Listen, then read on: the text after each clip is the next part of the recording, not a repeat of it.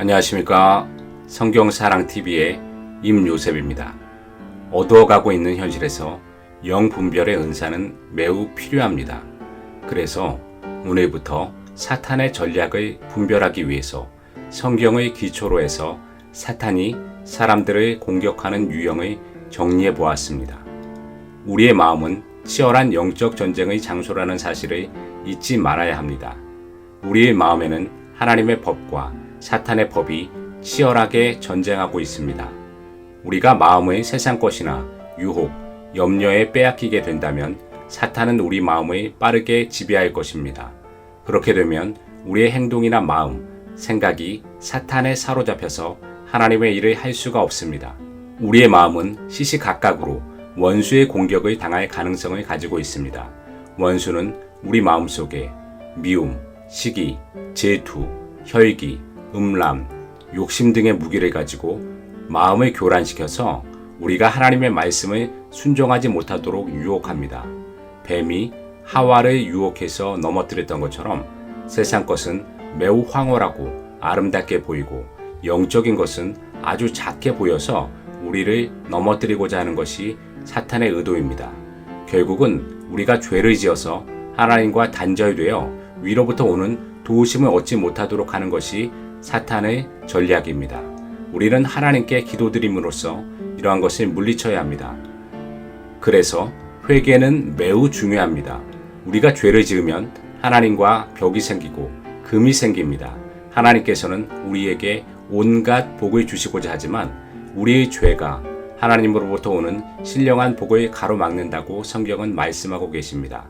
그래서 사탄은 일차적으로 우리의 마음을 교란시켜서 죄를 짓도록 만듭니다. 사탄이 쓰는 무기는 매우 강교합니다. 성경을 묵상하다 보면 사탄의 계획을 정리할 수 있습니다. 성경은 그리스도인들은 영적 싸움을 하는 존재라는 것을 보여줍니다. 예수님만 믿으면 모든 것이 다 끝난 것이라고 생각하지만 실제의 생활 환경은 훨씬 나빠질 수 있습니다. 성경을 묵상하지 않고는 그리스도인들도 혼란에 빠질 수 있습니다. 사탄의 전략을 알아봄으로써 영적인 전투에서 승리할 수 있는 비결을 배워야 합니다. 오늘은 첫 번째 시간으로 사탄은 우리의 마음과 생각을 일차적으로 공격한다는 이야기를 드리고 싶습니다. 사탄은 우리 마음에 불신, 혈기, 미움, 질투, 음란 등을 가져다 줌으로써 이것이 생각나게 만들고 또한 이것을 습관적으로 생각나게 만들어서 우리의 영혼에 손상을 끼치려는 의도를 가지고 있습니다. 우리의 마음은 강한 영적 전투가 일어나는 공간이라는 것을 인식하는 사람은 드뭅니다.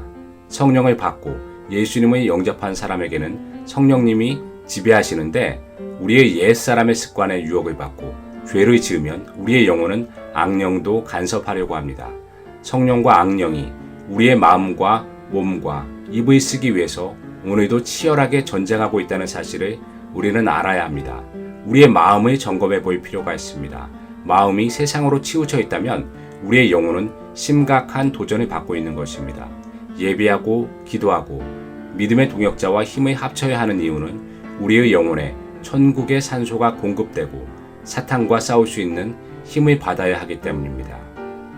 우리는 천국으로부터 오는 힘을 받아야만 우리의 대적과 싸워서 승리할 수 있습니다. 사탄은 이미 패배한 적이기 때문에 우리가 두려워할 이유는 전혀 없지만 그렇다고 우리의 마음이 사탄에게 점령당해서는 안 됩니다. 우리의 마음은 수신기라고 보면 됩니다. 무엇을 수신하더라도 우리의 마음을 통하여 수신됩니다. 우리의 마음이 하늘로부터 천국의 말씀을 공급받고 있다면 우리의 마음은 항상 예배, 기도, 찬양의 마음이 가득 찰 것입니다. 또한 원수를 사랑하고 어려움이나 시험이 있더라도 항상 감사할 수 있습니다.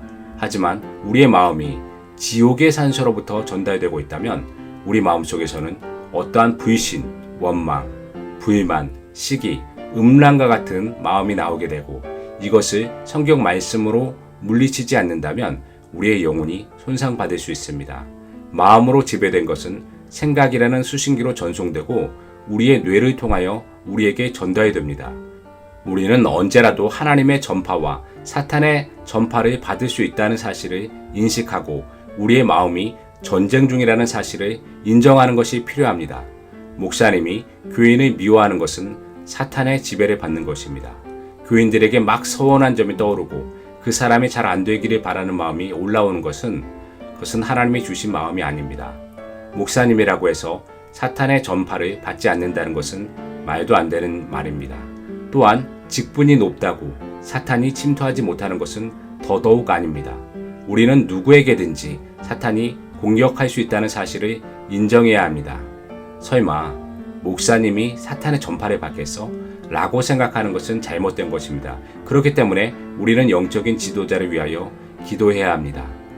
사탄의 공격은 누구에게나 예외가 없습니다. 예수님에게까지 도전을 했던 것이 사탄입니다. 우리의 원수 마귀는 하나님을 잘 믿고 하나님께 온전히 마음을 바치는 것을 눈뜨고는 못 봅니다. 어떻게 해서라도 하나님과 우리와의 사이를 갈라서 반드시 떨어뜨려서 죄를 짓게 만들고 하나님으로부터 점점 멀어지게 하는 것이 사탄의 의도입니다. 사도 바울은 항상 기뻐하고 범사에 감사하고 쉬지 말고 기도하라고 했는데 영적인 전쟁터에서 이루어지는 전쟁에서 승리할 수 있는 비결은 바로 이러한 말씀을 붙잡는 것입니다. 사탄은 매우 적극적이고 부지런합니다. 또한 성격도 우유부단한 면이 전혀 없습니다. 악으로 가득 찬 악령이기 때문에 즉각적으로 빠른 성격의 소유자입니다.